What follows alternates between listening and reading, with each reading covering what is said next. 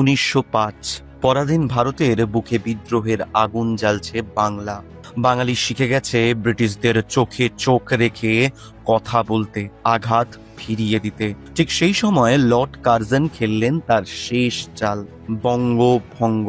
ঠিক করা হলো বাংলা ভাগের তারিখ হবে 16ই অক্টোবর 1905।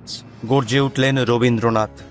বঙ্গভঙ্গের বিরুদ্ধে তিনি হাতিয়ার করলেন রাখি বন্ধনকে। ঐক্যের সুতোর বাঁধনে জাগালেন বাঙালির ভ্রাতৃত্ববোধ। তার ডাকে হাতের রাখি হয়ে উঠল প্রতিরোধের প্রতীক। কার্জনের বিভাজনের বিষ গুড়িয়ে গেল ঐক্যের বন্ধনে।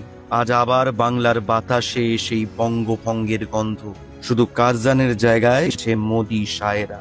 বাংলায় বিভাজনের আগুন জ্বালাতে চায় তারা। তাই রবীন্দ্রনাথের ভাষাতেই গুড়িয়ে দিন ওদের ষড়যন্ত্র।